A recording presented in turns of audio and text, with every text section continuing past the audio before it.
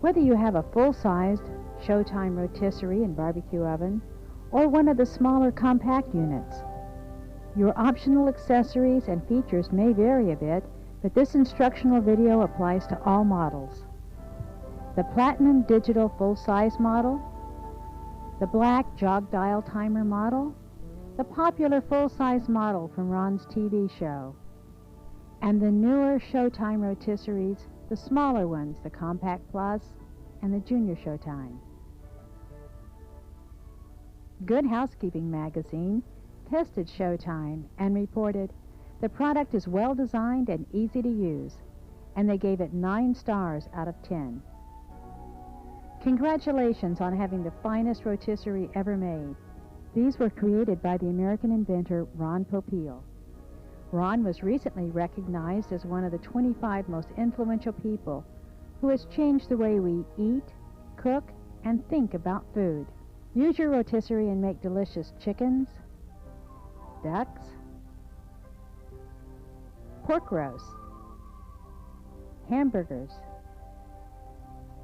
veal chops, salmon steaks, fresh trout, teriyaki kebabs, leg of lamb, vegetable baskets, chicken wings, turkey, Cornish game hens, sausages, country rotisserie ham, chicken cordon bleu, and one of Ron's favorites, baby back ribs. This is the unit assembled. The glass door is pulled down by the knobs on the top. Put it in the under position when you're loading food and unloading food.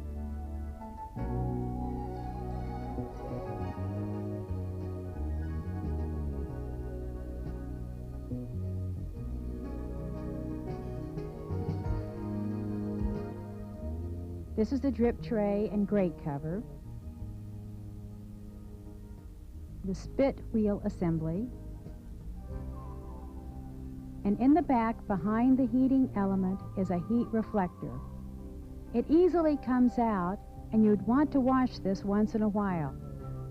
Just be sure it's always in the unit when the unit is in operation. To replace it, put it in behind the heating coil. Very simply, let it fall into place. While the heat reflector is always necessary in the full-size Showtime units, it is not necessary and it is not included with the smaller units, such as the Compact Plus and the Junior. This is the spit wheel assembly. It goes in and first into a rest area and then back into one of the cooking areas, A or B. The grate cover goes on top of the drip tray. They can go in either way, as shown here. Again, never operate the unit without the drip tray and the grate cover in place. To attach the door on the front, first put the pin in the right side. Then gently lift up and insert the pin in the left side and let it down. That's all you do to put the door in place. It easily removes for cleaning.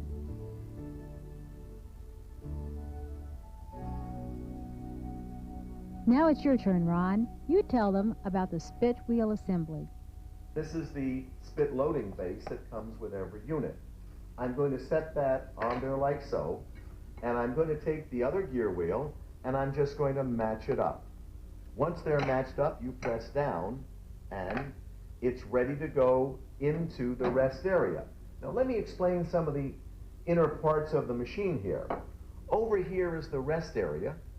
Over here is the A position, and then we have the B position. Now, and in the back, we can see the motor gear.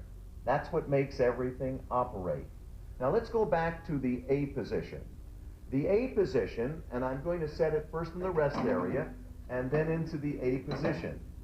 All foods work in that A position. Now it's basically for larger foods because if you decide to go to the B position, you lift up, it falls into place, and that will do smaller foods. I'll do that once again. The A position does large foods. The B position does smaller foods. There are only two positions in the smaller units, the rest area and the cooking position. Once the food is in, you lift the window up, you set it, and you forget it. Don't take set it and forget it literally. It's only valid if you have read and followed all the instructional material. Notice that we have half-hour increments going around the unit. It's a 3-hour timer and it turns off automatically. Now you'll notice down the bottom here, it's in the normal rotation. That's right in the middle. That's the heat on and the rotisserie is spinning. If I move it to pause to sear, that allows the heat to stay on, but the rotisserie is not working. It sears all your foods. Of course, if you move it over to no heat rotation, your food is done already, and you turn it to no heat rotation for just 5 minutes on the timer. That's when the heat is off, but the rotation continues. That'll allow you to let your food rest with all the juices permeating, marinating inside and outside. We'll go back to the normal position. If you own the Platinum Edition with digital controls, it simply works like this. Now we have the hour button right here. I'm going to touch it and we have 1 hour, and you can see the digital light right there, and it will start in just a couple of seconds time. Above it is the minute button, and I will give that a press a couple times and you can add on your minutes. The left side is minus minutes, and we can take away minutes if we so desire. And of course, we have the off button down over here. That turns it off. Although your machine stops automatically when you're using it. If I wanted to just touch the button again, you will notice that the rotisserie spins a little bit each time I touch it. So you can position anything in there anywhere you want. Now the function button on the top allows you to do the normal rotation. That's heat with the rotation. Of course, I'm going to go to no heat rotation over here, and I'm going to give it a couple of minutes on no heat rotation. Now, what is no heat rotation? No heat rotation is what it says. There's no heat, but the rotisserie is spinning around. Now, the reason I invented that was that I know that when food is done, not everyone is ready to sit down at the table. And so this will keep your food spinning around with the juices flowing, and it'll keep it hot for about a half an hour's time. You never can get those people to sit down at the table when you want them to. And the last button on the side over here is pause to sear. And I'm going to touch the function button again. And what will happen here now is the rotisserie stops, but the heat remains on. It will allow you to sear your food, especially when you're doing steaks and lamb chops in the basket. I'll turn it off, and that's all there is to it. If your Showtime machine came with a jog dial timer, it may have some or all of the following features. Unless you have selected another function, the timer automatically goes to normal rotation. You can adjust the cooking time by turning the jog dial up or down. The time appears in large red digital numbers. The three-way button lets you select the following: normal rotation, where your food rotates and is cooked, or no heat rotation, used for cooling the food before serving while keeping the juices evenly distributed throughout the food, or pause to sear. You position the food in a basket or on the spit rods right in front of, that is, facing the heating element, to brown or char the outside. Do one side, reposition the basket or spit rods, and do the other side. Do not try to cook food solely in the pause to sear selection.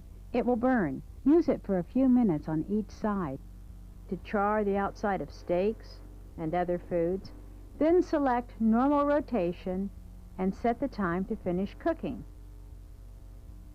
If the machine is accidentally turned off, the three-way selection button has 1 minute of built-in memory. After 1 minute, it reverts to normal rotation.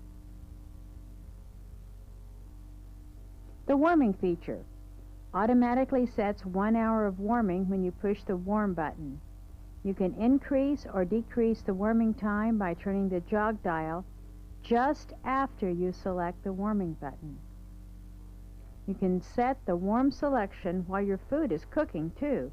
Just push the warm button and, as the light flashes, jog dial the warming time you desire, if it is other than the 1-hour automatic setting. You did not interrupt your cooking time to set the warming time. Your food will continue to cook, and after a few seconds, the timer will again show you the remaining cooking time.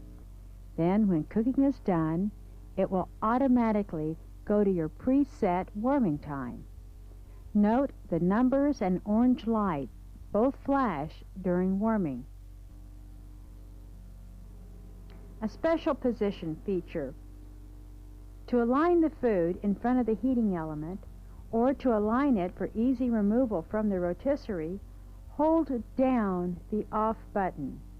This lets you rotate the spit rod assembly without heat or engaging any other feature. Release the off button and it stops rotating. The smaller models have a 2-hour timer with some or all of the same functions. And here's a helpful hint with the smaller models. You can put a strip of aluminum foil just below the front door on your countertop.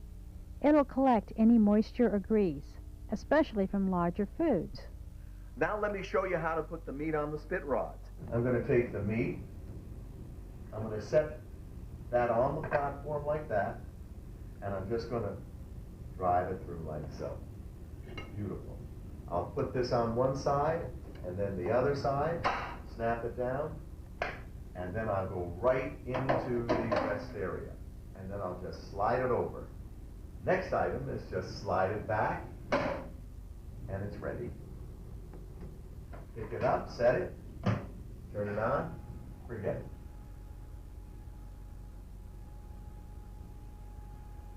And now Ron's going to show us an easy way to tie chickens. You get a bunch of food ties with your machine. Cut that off. Over here I have one wraparound, and over here I have the second wraparound. Now, Jan, I'd like to show the folks how to tie a chicken another way using only one tie. I'm going to take a tie here, and I'm just going to make it a little smaller just by making a little knot in here like so, and trimming it like that. Now, the first thing I do here with the chicken is always turn the chicken over on the breast with the wings away from you. I'm going to take that chicken tie and I'm going to wrap it around one wing and then the other wing. Give it a twist and it locks the legs in. Once the legs are locked in, I'll turn it back over again and I will put one wing on this side and one wing on the other side. Back over again with the breast on the right side. I'm going to grab my rotisserie rods here and I'm just going to grab the legs with my other hands, keep them together, and I'm just going to angle it down like so and slide it through. Set it on the platform over here like this. Put the top gear wheel in place. I'll match it up, snap it down, and I will then put it in the rest area. I will center the chicken, slide it back, bring the window up, set it. It is highly unlikely, but if you should see or smell smoke, it's because the food is rubbing against the heating element. This indicates that the meat or poultry is too big or wasn't tied properly, or the food is off-center, lopsided on the spit rods. If this occurs, turn off and unplug your machine. Do not open the glass door. Let it cool down. Then trim or retie your food tightly. And be sure that the food is centered on the spit rod so it always rotates without touching the heating element. Over here I have the spit loading base. I'm going to take the spit rod assembly and just place it right on like so. I'll take the two chive chickens here and all I'll do is drop it on like that. And I'll take the second one and basically do the same thing. Take this and slip it on like one side and then the other. Snap it down. I'll move this over like so, get this out of the way, slide the chickens over, and I'll take a little of this and just sprinkle that on there. Isn't that nice? That's going to be really beautiful. Then I will take it and set it in the rest area, slide it back into position, lift up the window, turn it on, set it, and forget it.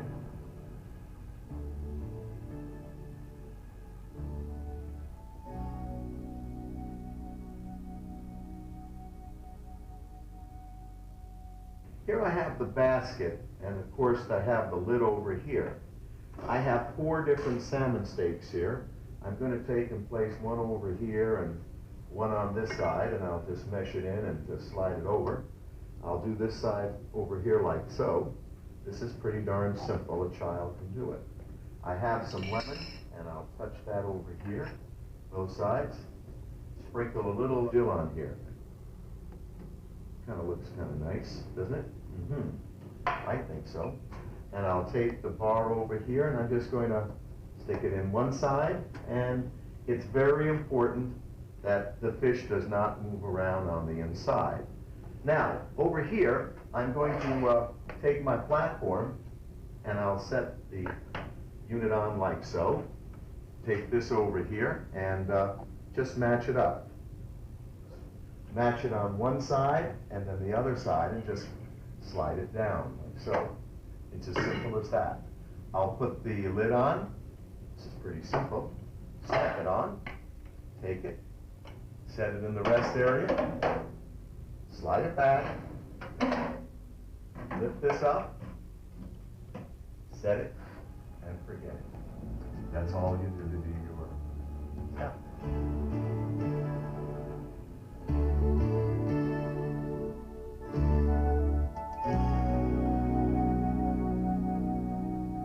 You get this and this, and this and this. Or you have this ring matching up with this ring, and this over here matching up with this over here. Okay. This side over here will go in there, and you use the spring side over here, and it comes out over here. And that kind of locks the food down. Over here I've got the platform. I'll set it down, and I'll put this on it like so. Now over here we have these two. Of course this guy here matches up with that one over there. All I'm going to do is set it down like so, and down it comes. Perfect. I take the lid, and I'll just slip the lid on like this, and you're ready to go. Important. Always close the basket cover tightly so food cannot move while rotating. Problem. Sometimes the edges of food get burned in the baskets as they go around. Solution? Cut small strips of aluminum foil, fold them in half, and cover the leading edges of the basket. As you see here, you can line both the top and bottom edge with foil, and this will help keep the food from getting burned as it goes around. Here we're loading chicken wings covered with Ron's barbecue spice. And it's a good idea to load food so the smaller bones go toward the middle of the basket so they have less opportunity to fall out the edges. Looks like this is going to hold about 10 chicken wings. Now when you put the basket on, you have to puncture the foil with the end of the basket. You see, you push it down and then snap the top into place through the foil. To load the basket onto the spit rod, there are 2 loops at either end. You run the spit rods through the loops in the front and the back on both the top and bottom. Then you snap the lid in place. Now, here's how to make kebabs. First thing you do is set it in the rest area like so. Now, with every package you get all these shish kebab rods. Let me show you how to use them. You take the shish kebab, and they're done over here. You just slip in one side on that side, and then use the spring to, in fact, snaps in. It's as simple as that. I'll put it on one side like that, and then just spring it in. You set it back into the unit. You set the window up, You turn it on, and that's all you do to do shish kebabs. Remember, with kebabs, you always put the spring end on the right side because it turns a quarter turn every time the whole wheel assembly goes around. This ensures an even cooking on all sides of your kebabs. Insert the sharp end first. Then snap the spring end in place. Keep the meat and vegetables on your kebab rods no more than 1.5 inches in diameter so they don't touch each other as they go around. It's very important when you're fixing ribs using the kebab rods that you put the spring ends on the left. That way they don't make a quarter turn every time it goes around. And here's how to use the flavor injector. Suck up that juice, like a little lemon juice here. Then I'll take this and I'll jam it in. Just a little shot there. Stick a little shot over in here. A little shot down in here. A little shot in there. Use it all up. Then I'll just go to the spit rod over here, slide this in, and all I do is go down and just ram it through like this. I'll set it on the counter over here like that. I'll put the fine thing on over here, snap it down, and lift it, set it in, position it, slide it back. It's as simple as that, and then we just set it and forget it. And now Ron shows how to tie a turkey. Now over here I've tied the wings one time, and I've also tied the wings. This keeps the wings nice and tight and close. Of course, you have to also tie the legs, and you just use a regular square knot, which I'll use over here, and we'll tie it really good. Always use 4 strings when tying a turkey, 2 on the wings and 2 on the legs. If your turkey comes with a metal leg clip, you can use that too. Just undo one leg to thoroughly clean the turkey inside first. Then replace the leg and the clip. I'll clip the excess off like so. Next I'm going to turn it sideways, and over here I'm just going to slide it down and all the way through. I'll set my platform on it over here like this, okay? And there's my spit rod coming out, and I'll just lock it in, lift it up, and put it in the machine like this. Slide it back, set the window up, turn it on, set it, and forget it. And now Ron shows us how to make baby back ribs using the kebab rods. Note, the spring end is on the left, not the right, with the baby back ribs. Now, it's important that this side be on the left side and the right be on this side over here. So I'm just going to slide it in over here like so, and then I'll just squeeze these together, snap that in. Now, if you notice down over here, we have our ribs, and I've taken one on each side. It holds it like that. Now, it's going to take this side over here, and I'm just going to slip it in on one side and spring it on the other, and just roll it like so, and just slip it in over here. Take it and slide it back, and now, while that's doing that, I'll barbecue it.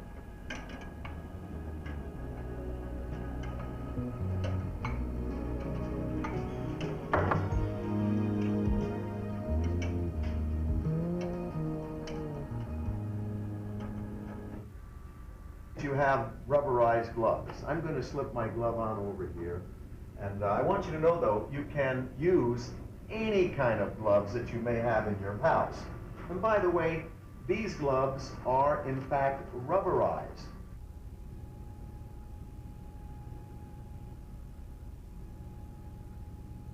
Watch what I do here. I'm going to turn off my machine over here, and I'm going to slide this right under. The first thing I'm going to do is lift up and just take it out. It's as simple as that. Now, over here I have my meat thermometer. You must check to see if in fact the meat is done. It's done. Good. I'll take the meat thermometer out and just slide it off. The chicken comes right off, and you are now ready to serve your chicken. Problem. Your chicken is done for time and temperature. However, the breast of the chicken is not as brown as you'd like it. The chicken has probably been loaded a bit off-center. So, stop it when the breast is aligned in front of the heating element, and set the function switch to Pause to Sear. Set the timer for 5 minutes, and you'll find the chicken breast is nicely browned. Now here I have a beautiful piece of roast beef, and I'm gonna just sprinkle some nice stuff on here, all over. Get some nice, good spices on there. That's gonna be lovely, huh? Is that pretty? I think so. Okay, now, since I have it like that, I'm going to take the spit rod over here, and do not go in over here in the meat. That's beautiful meat. You don't want to do that. What you basically want to do, folks, is go in through this way. And so I'm just going to slide it through like so, and I'll just push it right through like that. I'll set it on the wheel like so. I'll put this on over here. It'll match up. I'll put it in the rest area, slide it in the middle, push it in the back, raise up the lid, set it, and forget it.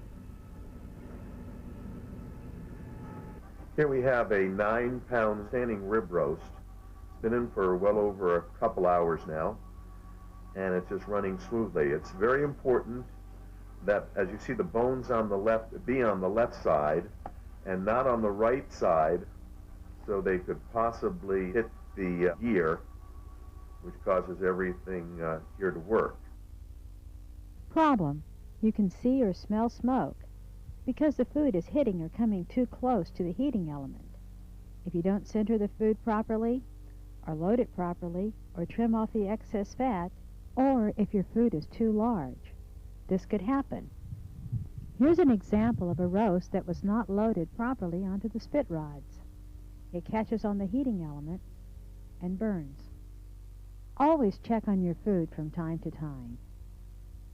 If you hear a squeak as the machine goes around, put a drop or two of vegetable oil or olive oil on the gear wheel nub before inserting the spit rod assembly into the machine.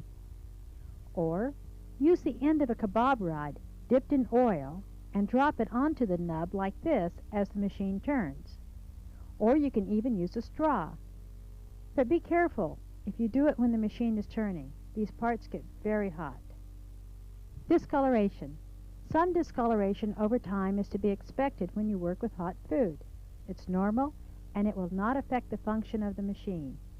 On white machines, it gets slightly browner on the front of the machine behind the glass door, and sometimes on the steaming and heating tray. This is caused mostly by fat from roast beef. While it is not recommended, you can, after a while, if you want, return your machine. For a nominal fee, the factory will refinish the surface for you. Ask customer service. You can line the bottom of your drip tray with a small sheet of aluminum foil. Be sure it's flat against the bottom to leave room for fat that drips off the food. You can't have any fat or grease build up on the grate cover, so please don't cover that with aluminum foil. It's made to drain the fat away down into the drip tray. On top of the unit, you can have the optional steaming and heating tray. When you open the top to check on your food, be sure to tip the tray lid so any moisture falls back onto the food and not onto the counter or the machine, like this. And like this. When steaming fresh vegetables or frozen vegetables, we put a half-cup water on each side of the bottom tray, and then put the steaming partition on that. Here we have some beautiful beans and succotash. That'll be sensational. And by the way, as you can see, you can just put it on the top here, it stays on the top and comes out beautiful. And Ron, let's show the folks another feature on some models. There's a tie latch on the side. Use one of the elastic food ties, tie a knot about 1 inch down and slip it on the arrow-shaped piece here on the side, and then over the door handle. It helps hold the door in place when storing or moving it. But remember, always let the machine cool down before moving it. There are several accessories for your rotisserie and barbecue. Shown here is the giant vegetable and lobster basket. Here is the giant vegetable and lobster basket, shown with 2 very large lobster tails and sea bass fillet. And then we have the speed basket. It fits in the forward position near the heating element. Great for steaks. Sears them well and keeps them juicy inside. Call the number on the screen to order. Here's a new invention from Ron Popeil. It's a chili, stew, and soup pot. It fits right on top of your Showtime machine. You can use the same lid that came with your steaming and heating tray and heat all kinds of chili, stew, soup. There's a 2.5 quart size and a 4 quart size. Ask the order desk about them. And here's another great idea from Ron Popeil. It's the round rib basket, designed solely to do all kinds of ribs, baby back ribs, spare ribs, and it has patent-pending rib hooks. You just slip them in the rib and attach them to the basket. It is guaranteed easy to use. Ask about this, too, for the best ribs you've ever had. And I think Ron's new barbecue sauce recipe is about ready, so when you call, get some barbecue sauce to go with these rib baskets. And Ron has developed 3 new char rubs. They bring that real outdoor charcoal flavor right into your kitchen. Using the finest seasonings, you can make the finest food. This 3-pack of char rubs includes Ron's original Chicago Steakhouse formula for steaks and roast, Ron's barbecue char rub for chickens and turkey and hens and kebabs, and Ron's citrus char rub for seafood, fish, lobsters. Try all 3. And now here are some cautions. Things to avoid when using your rotisserie and barbecue. Do not touch the glass on the top or the bottom. It's hot. When the glass is underneath, do not touch this. This is very, very hot. Don't touch the top. Don't touch the back. Always very hot. Never use spray. Never use spray inside the machine.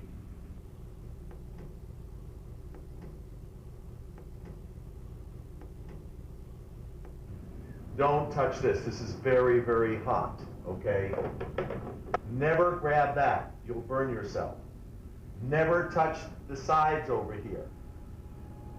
This is important. Remember, always keep at least 8 inches of space from any cabinet on the top, sides, and back. This is no. You're too close on this side, and you're too close up here.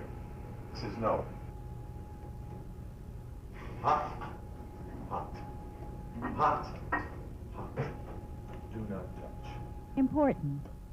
Keep out of the reach of children at all times. Don't let them reach up and touch it.